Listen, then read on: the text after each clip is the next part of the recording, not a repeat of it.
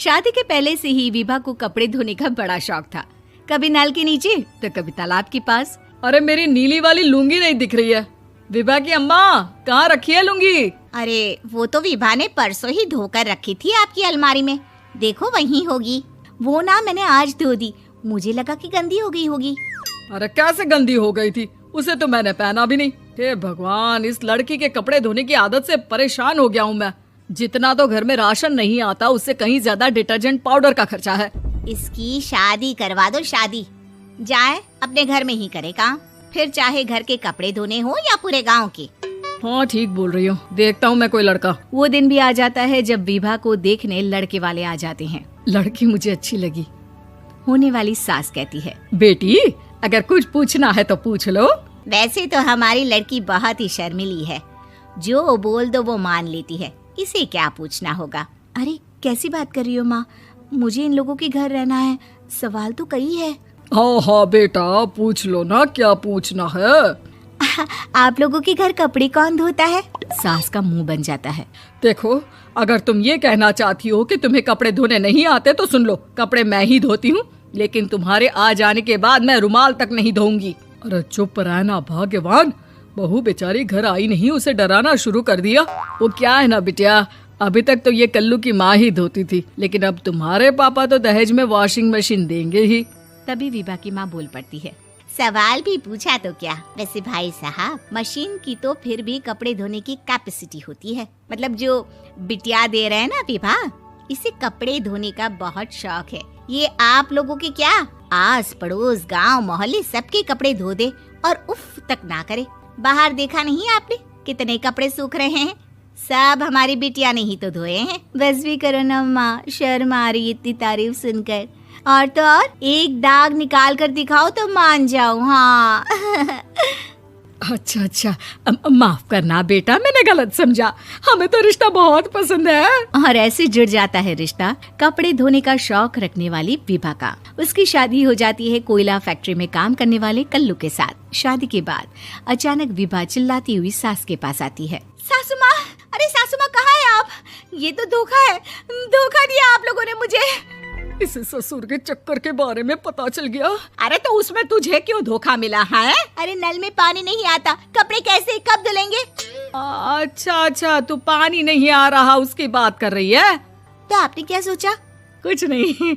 अच्छा, तेरी माँ ने कहा था कि कपड़े धोने का शौक है तुझे, याद आया मुझे। शौक बोलकर कपड़े धोने वाले मेरे जुनून को कम ना आके सासू माँ, कपड़ा धोना मेरा गुरूर है। तभी पति भी वहाँ आ जाता है। अभी मैंने इसे सनी देओल की फिल्म दिखाई है, उसी के डायलॉग मार रही है माँ। अच्छा सुन, साफ साफ बता रही हूँ, पानी सुबह 4 से 6 और शाम को 10 से 12 आता है, समझी? विभा टाइमिंग सुनकर हैरान हो जाती है। ये क्या भूतों का मोहल्ला है? सुबह 4 बजे उठकर कौन कपड़े धोता है? 4 बजे टंकी में पानी जाता है, फिर सारा दिन धोना ना, किसने मना किया? अरे कैसी बात कर रही हैं? 200 लीटर की टंकी में कितने कपड़े धो लूंगी मैं? सुबह ही उठ जाऊंगी मैं। अब क्या था, विभा सुबह 4 से लेकर रात के 12 बजे तक कपड़े ही धोती रहती। एक रोज सास पड़ोस से निकलकर कहीं जा रही होती है कि साथ वाली कहती है, हाँ कल्लू की माँ, जरा ये बताओ कि 2 साड़ी है, 2 ब्लाउज और एक पेटीकोट और एक नाड़े वाला लंबा कच्छा। हाँ तो? अरे तो क्या, कितना लोगी धुलाई ये बताओ। धोबन दिख रहे हैं हम क्या? हमारे पति सरकारी नौकरी से अभी रिटायर हुए हैं और बेटा सुपरवाइजर है कोयला फैक्ट्री में। धोबन समझ रखा है हमें? हाय रे कल्लू की अम्मा, माफ कर दो, वो तो मोहल्ले में यही सब बता रहे थे कि तुमने बहू को कपड़ा धुलवाने के काम में लगा दिया है। सास को पड़ोसन की बात सुनकर गुस्सा आ जाता है। वो घर पहुंचती है जहां घर के बाहर ही इतने सारे कपड़े सूख रहे होते हैं जितने कि किसी धोबन के घर पर। अरे ओ कल्लू की दुल्हन, बाहर निकल। माँ जी यहीं आ जाओ, बाथरूम में चादर धो रहे हैं हम। अरे अभी हम धोते हैं, तुमको बाहर निकलो। ये आस पड़ोस वाले बोल रहे हैं कि हम बहू से कपड़े धुलवा कर उसे कपड़ा धोने वाली बना दिए हैं। अरे छोड़ो ना माँ जी, किन लोगों की बातों में आती हो? आस पास के लोगों का तो काम ही होता है कि वो किसी तरह सास बहू को लड़ा दे। बहू सारे घर के कपड़े धोती है, ये क्या कम है? बोलिए। सास को भी लग जाता है कि वो बहू का ये सनकीपन नहीं छुड़वा सकती, इससे अच्छा है कि खुद ही चुप हो जाए। एक रोज सास और बहू मंदिर जाते हैं, जहाँ सास की साड़ी वहाँ खड़ी भीख मांगने वाली से मिलती है। माँ जी क्या बात है, आपकी साड़ी उस भिखारन से कितनी मिल रही है ना? हाँ हाँ देखो तो, दोनों की साड़ी मिल रही है। क्या बात है कल्लू की अम्मा, तुम खुद को तो अफसर की बीवी बताती हो और ऐसी सिंपल सी प्लेन साड़ी पहनकर घूमती हो। सिंपल और प्लेन नहीं है ये साड़ी। तो क्या सोने के धागे से फूल बने हैं? कुछ भी सासू माँ, कुछ भी। हाँ बने थे इस साड़ी में सोने के धागे से फूल। मेरे पति लेकर आए थे मद्रास से स्पेशली मेरे लिए 10,000 की।